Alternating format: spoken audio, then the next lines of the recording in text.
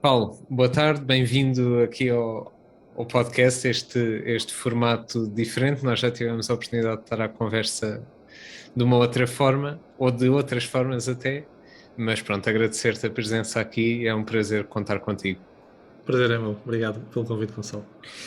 Ok, Paulo, vou começar como tenho começado sempre estes episódios. Começo por te perguntar o que é para ti o alto desempenho e como é que tu o vês. O que é o alto desempenho para mim e como é que o vejo? Yes. Ok. Alto desempenho para mim, definição leiga. Para mim é maximizarmos aquilo que fazemos, ou seja, a nossa produtividade. Ahm, e penso que mais do que, digamos, quantidade é qualidade. Para mim é mais otimizar processos para conseguirmos fazer mais com menos e dar o nosso melhor a cada momento. Então é mais dar o nosso melhor a cada momento, processos eficientes, pá, não sei, é a minha definição. Um, e é isso, para conseguir fazermos mais, chegarmos mais longe com os recursos que nós temos. Estou a ver uma vertente, penso que seja mais profissional, não é? Ou seja, uma vertente de objetivos profissionais. Pode ser, sim. Sim. Também podemos ter alto desempenho na nossa vida Pessoal, pessoal. é verdade, é verdade. Pronto, então dar o nosso melhor a cada momento, porque nós podemos estar numa situação, sei lá, no relacionamento e mantermos o relacionamento e dar o nosso mínimo, ou estar por estar, ou podemos estar atentos, não é? Estarmos a ser empáticos, preocupados com outra pessoa, trabalhar ativamente. Por isso, sim, alto desempenho acho que é isso, otimizar processos, ser mais eficiente e conseguir mais com aquilo que temos. E como é que tu sentes que tens conseguido isso ao longo da tua carreira, neste caso, falando mais profissionalmente? Uh, Olha, senti mais o ano passado. Já a minha esposa diz que eu sou um workaholic, mas eu não sinto que sou um workaholic. Não sei se é bom ou Ok. não, mas já Acho tenho que é 10. bom, acho que é. Quando nós não reparamos, acho que é bom. Sim, sim, quando nós não reparamos é bom, ou seja, para nós não é trabalho, ao mesmo tempo temos de ter a consciência do que é que isso significa na esfera, digamos, pessoal. E eu tive, ou seja, isto para separar em duas partes, eu tive que mudar um pouco aquilo que fazia, ou seja, eu trabalhava desde as 7 da manhã até às 10, 11 da noite, então mudar um pouco o foco para arranjar um equilíbrio, ou seja, estava muito desequilibrado. Então, para responder, primeiro, não acho que era alto desempenho em tudo, porque não estava a ser eficiente nos processos, estás a Ok, perceber? ok. Embora eu seja eficiente quando eu estou a trabalhar, mas não era no cômputo geral, então faltava-me aqui, tinha um handicap. O ano passado foi o ano que tive mais equilíbrio. Uh, Aliás, até fui pai entretanto, não é? Há um mês e tal, então deu para isso e foi o ano que mais produzi na empresa, que mais coisas fiz de novo, desde um livro, ao podcast, à academia de formação, à certificação. Então produzi muito e consegui mais o equilíbrio. Então o ano passado para mim foi um ano, digamos, de alta performance, alto desempenho. Os outros, penso que nem por isso. Ok, ok, faz sentido, faz sentido. E como é que tu consegues trabalhar esta eficiência? Ou como é que tens conseguido trabalhar esta eficiência para chegar até aqui? Olha, para já eu tenho que entender também quando é que eu sinto que estou a ser produtivo ou quando é que eu apenas estou a ter movimento, a fazer coisas por fazer, não é? Por vezes achamos que estamos sentados ali 2 ou 3 horas, somos produtivos porque estamos 3 horas a fazer alguma coisa, mas não estamos a ser. Então eu comecei mais a pensar em processos, ou seja, o que é que eu preciso fazer, não é? Ou seja, eu organizo mais, por exemplo, tenho sempre uma to-do list que eu penso no dia anterior e depois disparo para o dia seguinte. Eu defino também paradas quando é que tenho que parar, embora logicamente isto é um pouco flexível. Então eu comecei mais a focar naquilo que tinha que fazer, não tanto no tempo que fazia, e comecei mais a desenhar objetivos a médio e longo prazo e depois a trabalhar a curto prazo para esses objetivos, porque eu fazia muito em resposta, ou seja, tinha muitos pedidos, tinha uma formação de uma empresa e depois abro um workshop, então andava a ocupar-me, ou seja, fazia as coisas, não é? Estava a crescer, mas a ocupar-me. Mais em resposta, não é? A resposta ao que vinha. E comecei a fazer ao contrário, a ser mais ativo naquilo que eu queria. Então acho que foi isso, foi um pouco visão estratégica e aqui um pouco mais vertente profissional, logicamente. Visão estratégica, planear bem aquilo que queria fazer. Uma coisa que eu também comecei a fazer, mas ainda tenho que fazer mais, é uma das minhas grandes falhas, é conseguir dizer não a novos projetos, a novos pedidos. Ou seja, eu tenho a agenda sobrecarregada e depois eu sei, não, este ano é mesmo para cortar coisas. E depois de repente tem um pedido, pode ser, pode ser. Então ainda tenho que trabalhar um pouco isso porque muitos pedidos depois que obrigam, digamos, a produzir, a desenhar, a escrever, a estar presente, depois faz-me, digamos, tirar um pouco do caminho que eu e isso não é ser eficiente, ou seja, é tal coisa, estou a fazer mais, que vêm vários pedidos, mas no fim de contas não estou a ser eficiente porque realmente aquilo que eu queria fazer não estou a fazer 100%. E este ano, o ano passado foi quase perfeito e este ano estava um pouco a desviar, agora mais uma vez com o Pedro em casa, tenho que otimizar, o Pedro é o meu filho, os recursos, né? Que eu estou aqui, de repente, estou a trabalhar, a chorar, vá. Colo e depois tem então não dá bem para. Ainda estou aqui a alinhavar-me agora com o Pedro em casa, mas sim, acho que é pensarmos naquilo que temos para fazer, como é que fazemos e sabermos que aquilo que nos chega, que não está alinhado com aquilo que queremos, se calhar temos esta capacidade e coragem de dizer que não e colocar de lado. Ótimo, isso é uma coisa que me parece muito interessante, essa capacidade de dizer não e que nós temos um bocadinho de tendência a achar que isso pode ser negativo ou que podemos estar, se calhar, até quase a prejudicar-nos de alguma forma por dizermos que não. E é uma coisa curiosa, mas eu se calhar até voltava um bocadinho mais ao início do teu percurso, porque deixa-me curioso como é que descobriste a partir da psicologia como é que foi o descobrir que a inteligência emocional era o caminho que tu querias seguir e que a partir iria ser por ali que te irias desenvolver enquanto profissional? Foi. Olha, eu trabalhava numa empresa em que geria carteira de empresas e foi muito para me capacitar mais, que eu via colegas meus com grandes resultados, então foi muito na ótica de deportividade. E eu próprio sentia que me faltava essas competências, ou seja, tecnicamente eu sabia aquilo de trás para a frente, eu gosto muito de ler, informar-me, mas não era o suficiente. E é quase aquele clichê, mas era verdade, faltavam estas competências socioemocionais. Então comecei à procura e comecei a tirar formações de todo o tipo e a ler mais, etc. Até que deparei-me com o conceito de inteligência emocional.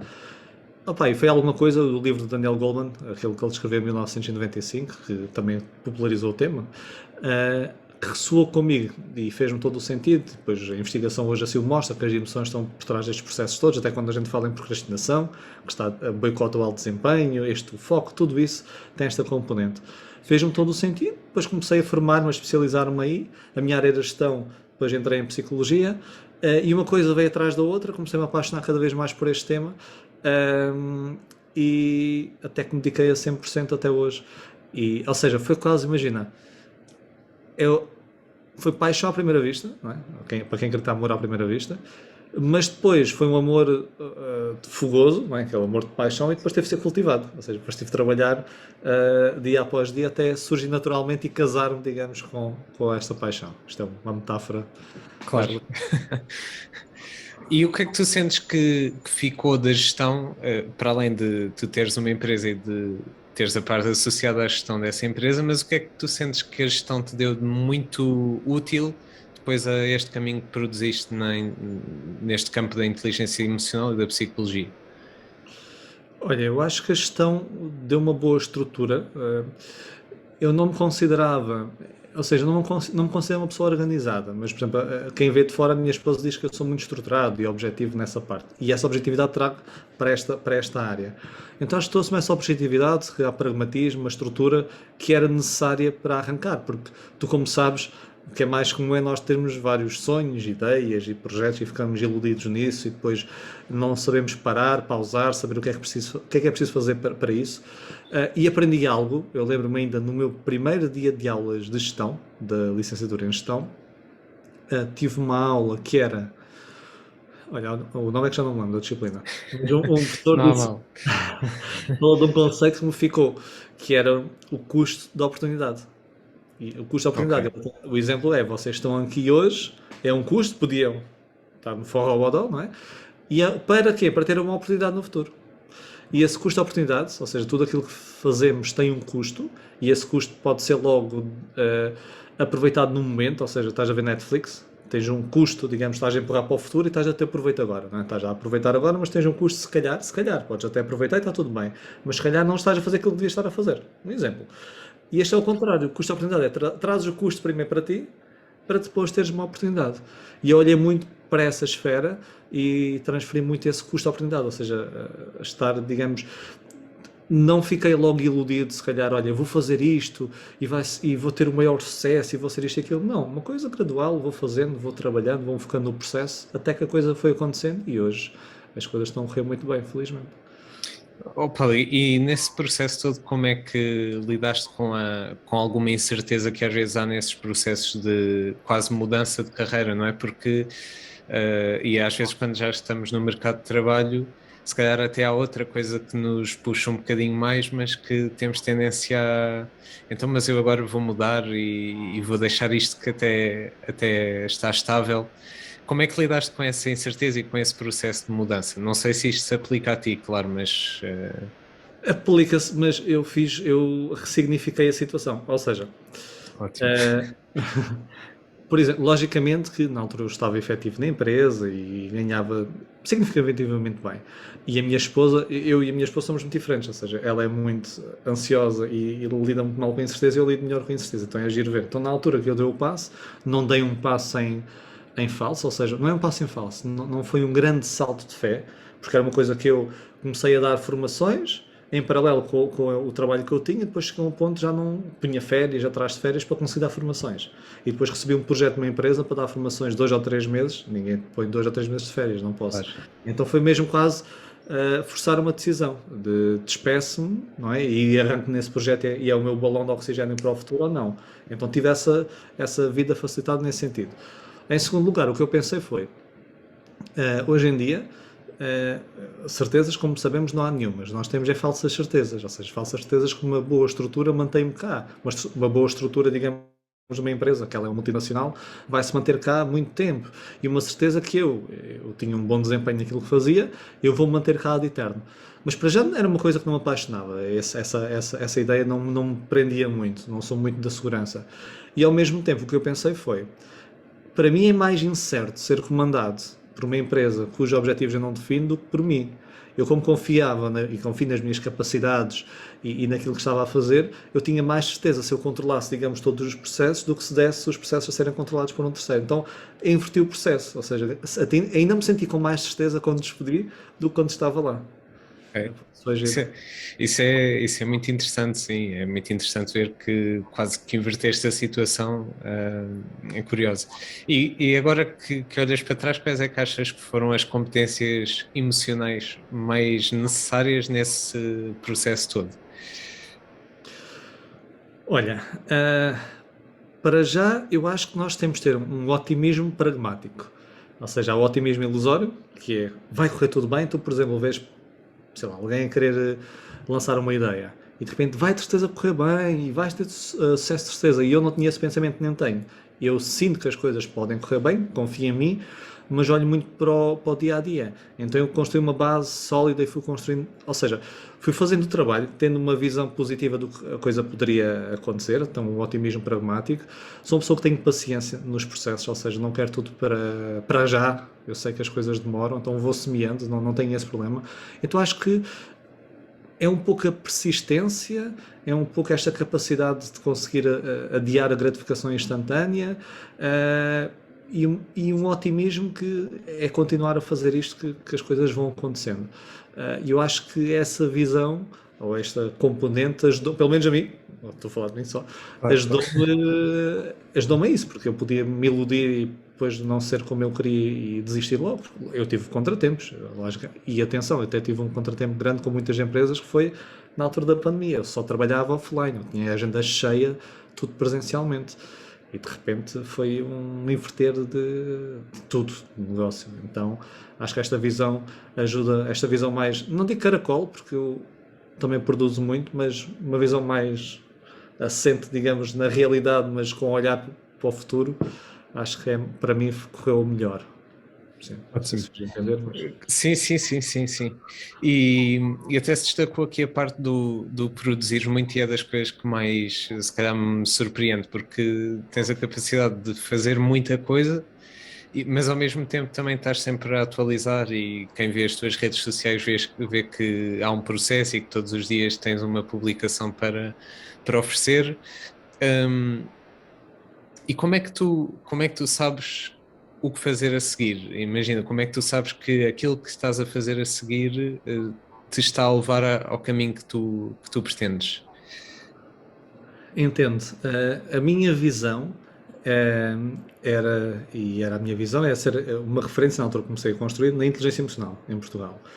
E depois queria, para fazê-lo, não queria fazer só a vertente que existe muito, que é, ok, eu dou formação, ou tenho cursos, e acabou.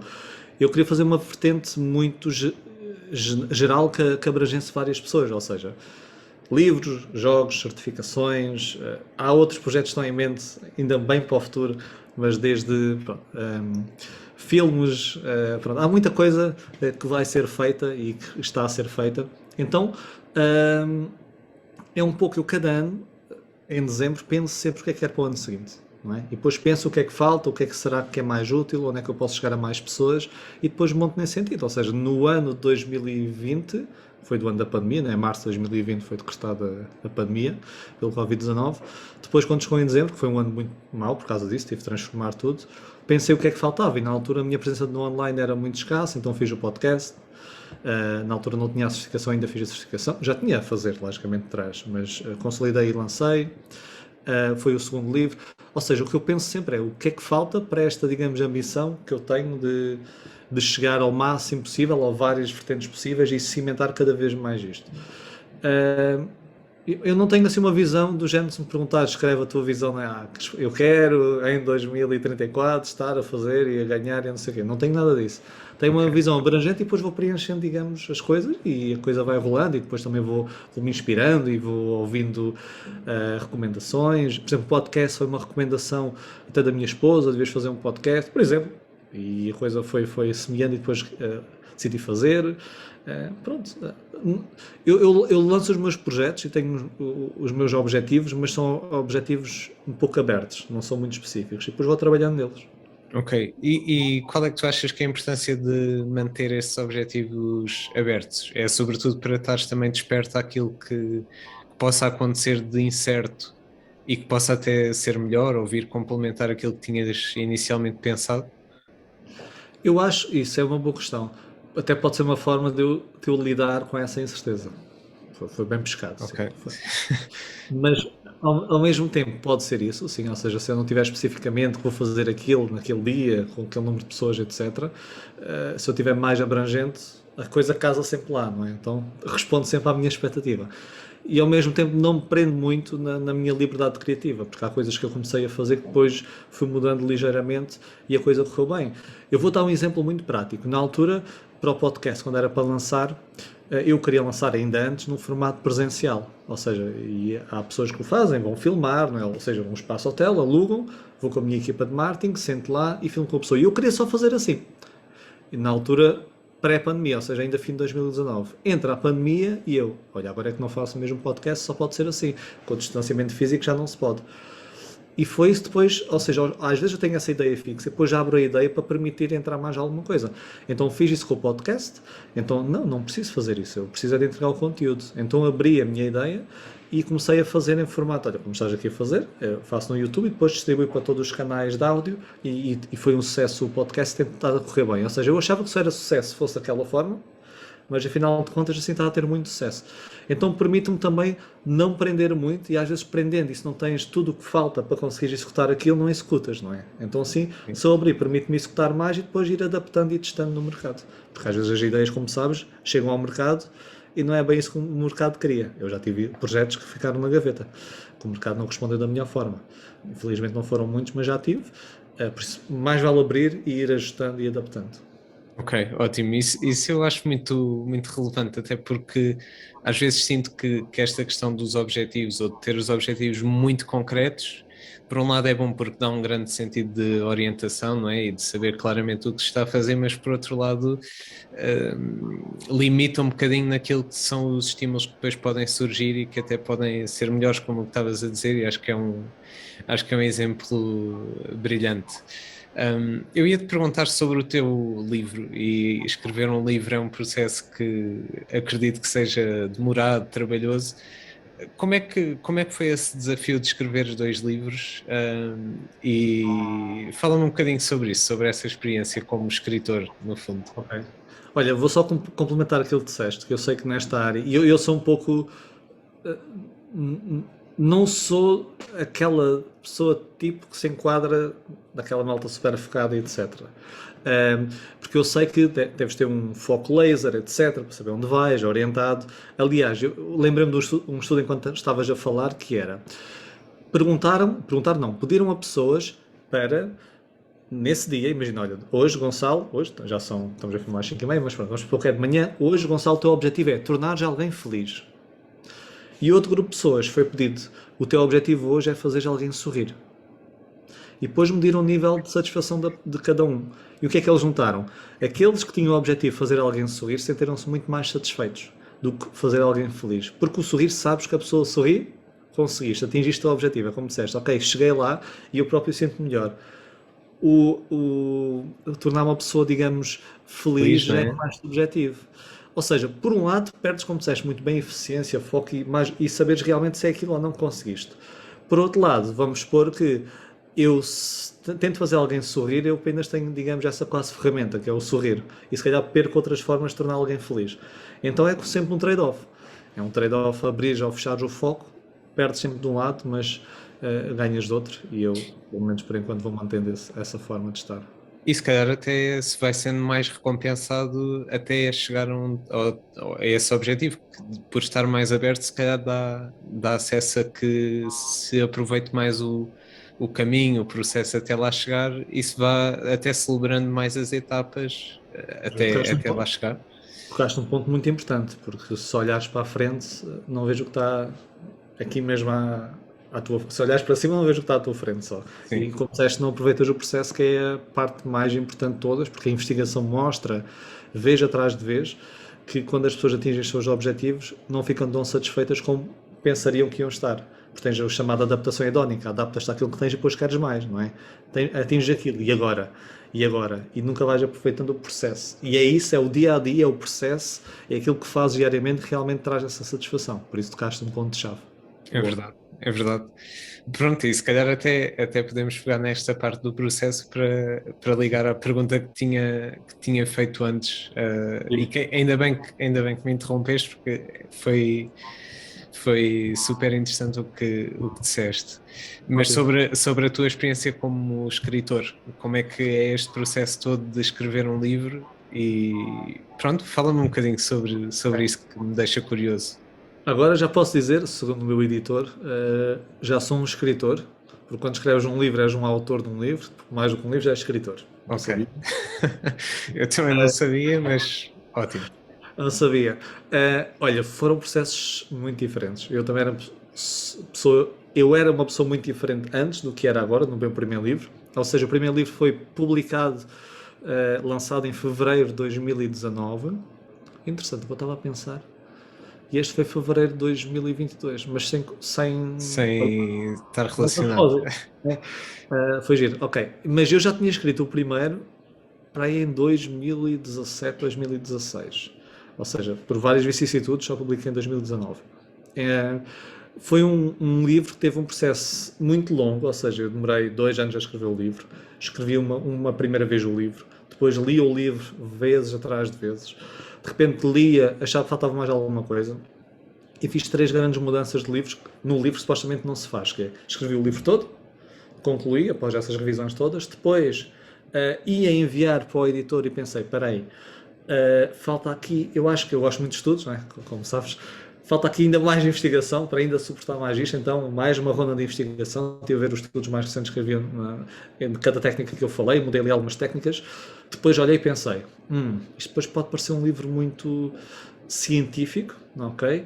Falta aqui aquela parte para as pessoas se reverem nos exemplos. Então criei as 54 mini-histórias que eu tenho, do João e do Pedro, que são, um tem elevada inteligência emocional e outro tem baixa inteligência emocional. Então foi um livro, revi muitas vezes, mudei muita coisa, até editar. Foi um processo assim, continuado, devagarinho, ia pegando, ia fazendo. O segundo livro, estou aqui a abrir o jogo, não é? Foi, o meu editor já queria que eu tivesse escrito o segundo livro em, sei lá, 2020, quase, passado um ano e tal, e só escrevi em 2021, editei em 2022, e eu, como estou cheio de projetos, o que é que eu fiz? Eu tive que tirar 4 meses, o ano passado, para me focar no livro. Não consegui só no livro, era impossível, mas para me focar muito mais no livro. Então, cada dia, tirei, obrigatoriamente, 4 horas por dia para escrever. Então, o processo foi completamente diferente. Em 4 meses, 4 horas por dia, ver investigação, etc., recorrer a muitos recursos, escrever. Então, escrevi o livro em bloco, dentro do prazo limite de que me foi dado, e enviei o livro assim. Ou seja, foi do género, fiz do início ao fim um processo final. Não voltei, não foi continuado, não foi aos poucos, foi assim. Tanto que o livro foi publicado agora, supostamente tenho recebido muito bom feedback nas redes sociais, e o meu editor, quando recebeu, disse que este livro ainda estava melhor que o primeiro, mas, e também vou ser aqui sincero, no primeiro enviei para várias pessoas e recebi o feedback, e estava mais confiante do resultado das opiniões, e tem sempre 5 estrelas de review, está muito bem cotado, ainda bem. Este, eu diariamente pesquiso a ver se já há reviews, porque estou muito curioso a ver como é que o público aceita, porque também é um livro diferente do primeiro. A escrita também é diferente. Ou seja, foram 2 processos muito diferentes na escrita dos livros. Ótimo. Há aí tanta coisa que é interessante. Eu se calhar voltava um bocadinho atrás e à parte em que tu selecionas a informação, porque e numa altura em que há tanta informação, mesmo científica, não é? Como é que tu consegues saber que selecionas a informação que realmente vai ser proveitosa para o teu livro ou para aquilo que queres escrever, no caso? Eu, como já trabalho na área de gestão de emoções há algum tempo, eu sei, e com os meus clientes, e realizo planos de formação em que nós medimos antes e depois, eu sei já, no cômputo geral, o que funciona. Ou seja, já tinha uma estrutura na minha mente, uma estrutura, digamos, guarda-chuva geral. E o que eu fiz foi, por exemplo, eu segui... Isto para o segundo? Para o segundo. Ok. Claro, era para o primeiro. Era para ambos, mas podes seguir pelo segundo, sem problema. Para o segundo eu tinha uma estrutura, sabia que há 3 grandes blocos que eu queria seguir, por exemplo, o bloco de identificar emoções, o bloco de gerir emoções a longo prazo e o bloco de gerir emoções, digamos, a curto prazo especificamente.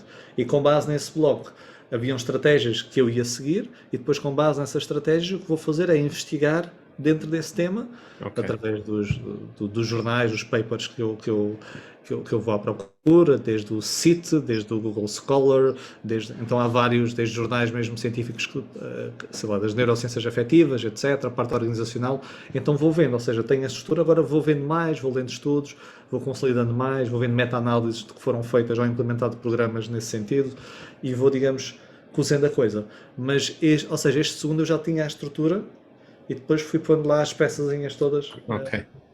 Até sentires que o puzzle estava montado. E no primeiro, como é que o fizeste? Até por ser um livro um bocadinho mais geral, não é? Sobre o tema. Como é que foi esta questão de gerires a informação? Olha, essa foi mais freestyle, sinceramente. Ou seja, eu fui arranjando várias técnicas que iam resultando dentro de cada categoria, coisas que ia lendo, que ia vendo, que ia aprendendo, que utilizava nos meus programas, foi muito freestyle. E depois o que eu fiz foi, é o que se faz muitas vezes, eu quero arranjar investigação que tente demonstrar isto. É um enviesamento, logicamente, porque também encontrava a investigação e lá colocava, que o efeito pode não ser tão robusto. Mas, sei lá... dar nome às emoções, por exemplo, nomear as emoções, etc., que ajuda a decrescer a sua atividade. Então pesquisava por keywords nesse sentido, e havendo estudos que demonstravam isso, que tinham feito isso, e depois utilizava, digamos, esse estudo e contava a história desse estudo, etc. Então aí eu ia buscar um estudo que suportasse aquilo. Ok. Faz sentido. Sim. Faz sentido. E qual é que tu achas que é a importância de traduzir a ciência de uma linguagem para uma linguagem um bocadinho mais acessível? Porque eu sinto que é isso que tu acabas por fazer, e se calhar as pessoas, ao lerem o teu livro, não associam aquilo a uma leitura científica, mas acho isso muito importante, e se calhar essa proximidade da ciência connosco. O que é que achas sobre isso? Eu acho que é necessário, e este segundo é mais técnico, ou seja, porque eu digo que é diferente, ainda é mais carregado, mas é um guia prático, mas começa a ser mais dos últimos 2 terços. O primeiro terço Ok. é mais parte, é diferente da escrita. Ele era mais abrangente, ainda mais, digamos, leigo nesse sentido, e este é mais carregado e é mais profundo. Mas então, respondendo a essa questão e mais na primeira linha, e é o que eu tento fazer, eu acho que é muito importante o simplificar a informação, porque a informação que é importante, porque fala-se muita coisa, ou seja, todos nós temos opiniões formadas com base na nossa experiência, ou que ouvimos alguém dizer. Agora, se resulta ou não já é outra história.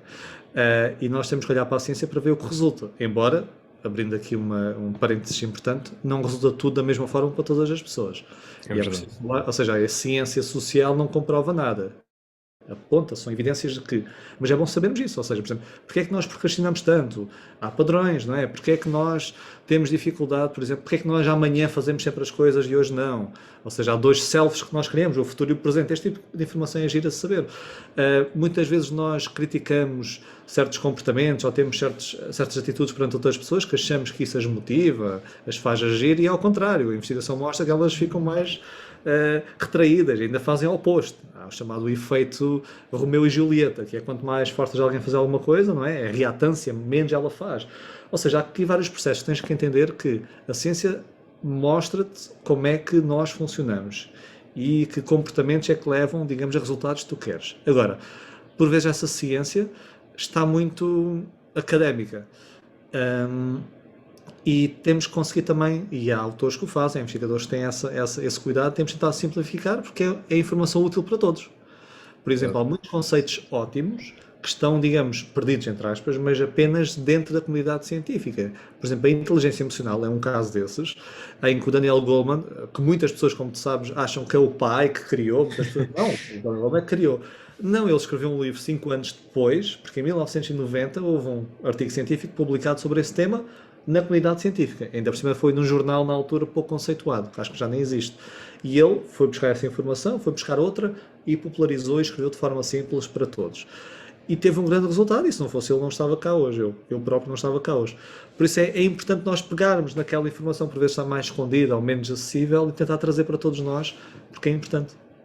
É por isso que eu faço. Ótimo, ótimo. Eu concordo e acho que esse é um caminho muito interessante, desafiante também, porque às vezes é difícil estar estar na perspectiva do leitor que está a ler a informação científica e depois ter a capacidade de a desconstruir também para a traduzir no fundo.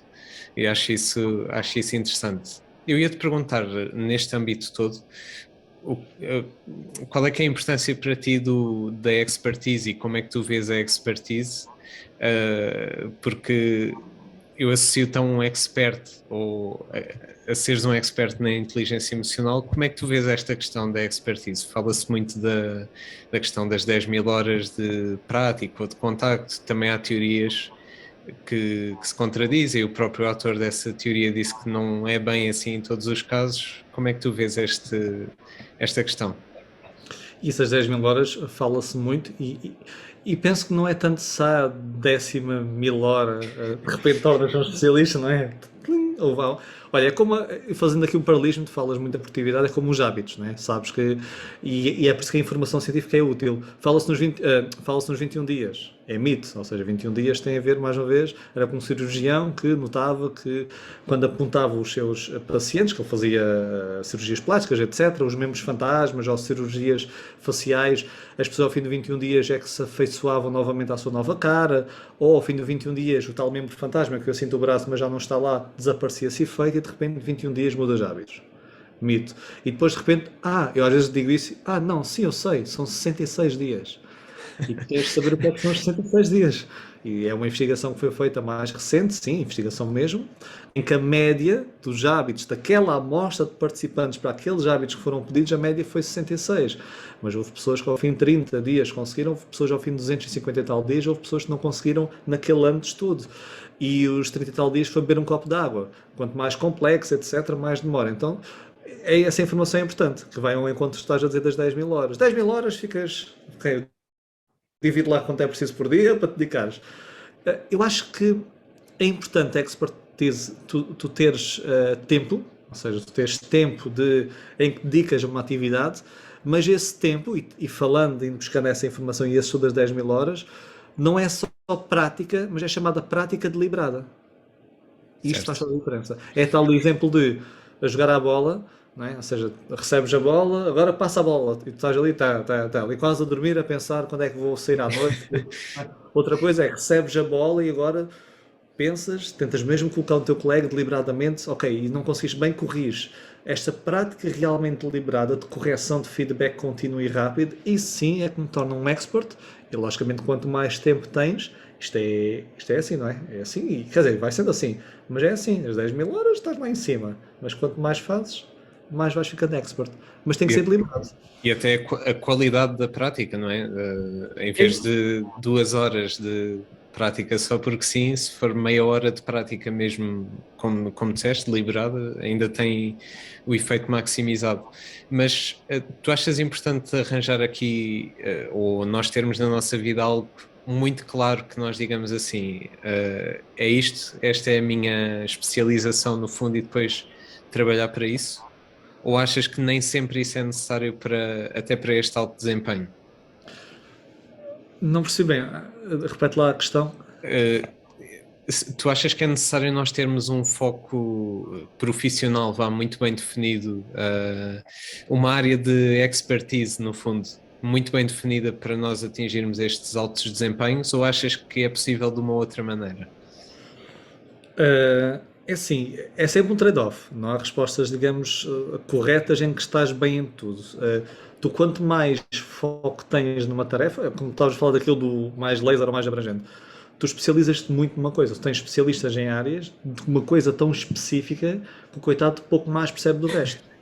É verdade. Mas naquilo é o melhor, ou seja, se tu precisares daquilo, é o número um. Ou seja, se tu especializares numa área muito específica e trabalhares sempre nessa área, vais ser o especialista nessa área e tu vais ter competências que outras pessoas não têm, porque tu dedicaste a tua vida a estudar, a aprofundar, com a prática deliberada, aquela área.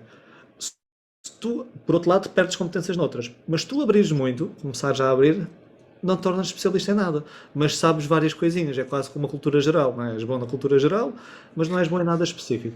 Acho que é um trade-off, ou seja, o que é mais importante para ti? Se nós estamos a falar aqui de alto desempenho, que é digamos, o foco deste podcast, eu acho que é importante, a meu ver, minha opinião, nós termos realmente uma área que nós especializamos. Ao mesmo tempo, não colocar palas. Eu li uma vez um livro de um autor, um investigador, ele a dizer que era muito importante e é verdade, ou seja, grandes descobertas na investigação faz quando um autor, que é especialista numa área, começa a ver áreas complementares. Exemplo, eu estou na psicologia, começo a ver antropologia, sociologia, porque muitas vezes estão a falar das mesmas coisas, coisas parecidas de outra forma, que tu nunca pensaste, e tu vais a Exato. ver e tens uma ideia brutal. Então acho que devemos ser especialistas, sim, temos um nicho, trabalhamos nesse nicho, mas vamos pôr que, como tu disseste, vamos pôr que eu te digo 2 horas por dia à minha expertise. Mas eu vou tirar, se calhar, meia hora ou uma hora para procurar coisas mais gerais e ter, digamos, uma. Assim eu acho que consegues tocar no melhor dos dois mundos.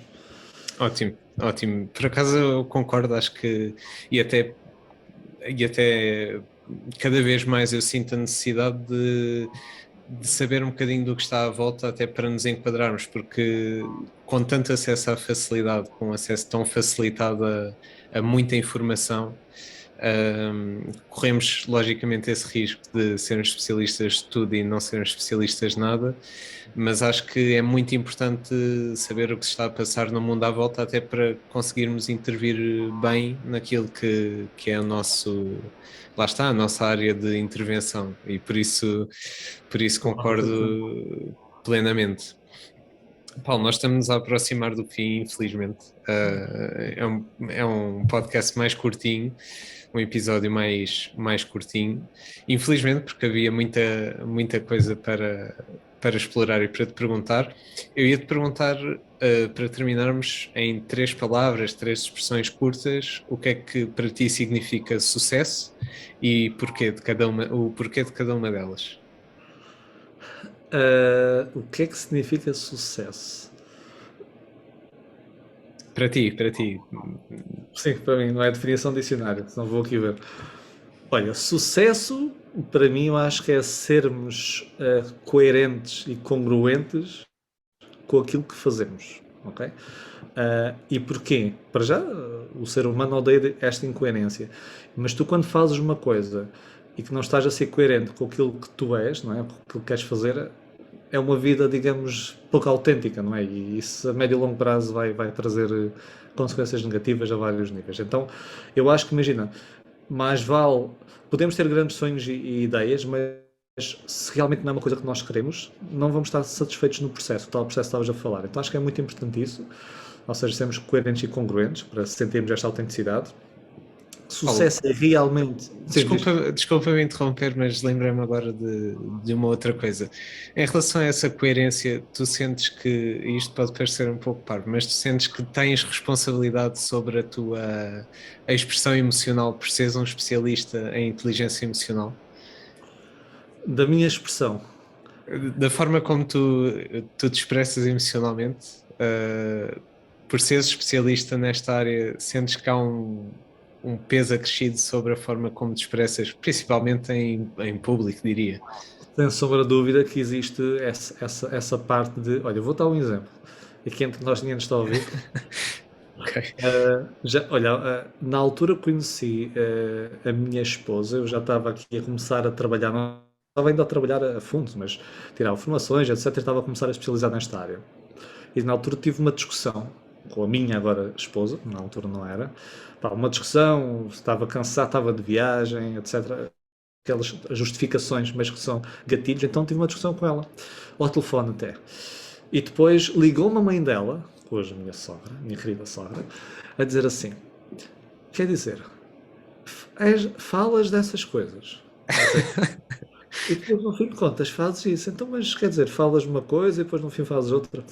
Então, sim, sentes quase um peso maior, só que para mim torna-se até relativamente fácil por causa desta coerência que me vem à cabeça, porque realmente é uma coisa que eu gosto, é uma coisa que eu aplico em mim, é uma coisa que eu tento fazer no dia a dia. Logicamente, isto que aconteceu, nunca mais discuti, não. Logicamente que a pessoa discuta a mesma e tem os seus momentos de estar pior, mas é Claro. sempre o que é que tu fazes quando isso acontece, e se calhar tens menos momentos piores e menos intensos, ok? Mas tens sempre. Então é entenderes isso e estares bem contigo próprio. Mas sim, ou seja, isto é aqui, estou aqui a florear um pouco, mas no fim de contas sim, porque é completamente diferente. Tu achas que aquela pessoa está naquela área, se estiver mal disposto, ou se for assim mais ríspido com alguém, até parece pior, porque nós vamos sempre casar o comportamento com a imagem que temos da pessoa. É verdade, sim. Esse peso adicional da nossa. Todos nós temos vários papéis, né? Na sociedade, várias identidades. A minha identidade profissional tem este papel, não é? Supostamente. É a mesma coisa que tu vejas um comediante, se bem que hoje é mais comum. Uma pessoa que tu vês uma cómica ainda é triste, não é? Tu vês, mas, não é? Nós temos estas imagens criadas, É verdade, sim. podemos respeitar essa imagem. Sim. Ok, ok, ótimo, interessante. Desculpa este Ah, sim, parênteses, mas tinha foi à isto, cabeça. ocorreu-me sim, veio-me à cabeça. E foste coerente com aquilo que sentiste e É comunicaste. verdade, Por isso é verdade, respeitaste a explicação que eu também disse. Parabéns. é verdade. É verdade. Então, Continuando no sucesso, para além da coerência, coerência entre aquilo que somos e o que fazemos, não é? Que acho que é importante para esta autenticidade. O segundo, sucesso, e realmente isto é muito importante, tanto como o primeiro, não sei, mas é aquilo que tu até tocaste muito bem do processo. Eu acho que é realmente tu no dia a dia sentir-te bem no teu dia a dia, ou seja, não é, sei lá, sucesso é a imagem que nós temos quando a pessoa atinge um grande objetivo, não é? E a pessoa está lá a mostrar a taça, ou seja, eu estou aqui, eu consegui. Mas não é sofreu, porque também há este custo de oportunidade que eu falei, mas realmente a pessoa está desmotivada, está triste, a vida não tem significado e de repente consegue aquilo. Para mim isso não é sucesso, ou seja, é apenas uma montra do que pode parecer sucesso para terceiros. E se tu te focas muito naquilo que queres mostrar para terceiros e não te focas tanto no teu dia a dia, não és mesmo bem sucedido. Não é? No fim de contas, um dia tudo acaba claro, e tu andaste aqui só na montra, pronto, em vez de olhar para a tua vida. Então acho que é focar-te no processo, no dia a dia. Sucesso é isso, estás bem no dia a dia. Duas, tu pediste três, não é? pedi três, sim. Já só falta uma também. Parece mais. Então, coerência, sim. O Nós estamos, processo, nós estamos focados no processo que é muito importante. Bem, sucesso realmente também, isto é uma definição mais genérica, que é realmente tu aquilo que queres, não é que tu aquilo que queres, sentir-te satisfeito com aquilo que tens e tu também conseguires atingir aquilo que queres. Mas mais importante do que tu atingires aquilo que queres é estar satisfeito com aquilo que tens. Logicamente isto pode ser passado por comodismo e não sucesso, são definições diferentes. Mas, ou seja, se tu queres sempre alguma coisa, vamos supor, tu tens os teus objetivos, não é? E trabalhas para eles. Mas não estás satisfeito já com o que tu tens, ok? Tu vais andar sempre, digamos, insatisfeito até atingir aquilo que nunca sabes que vais atingir.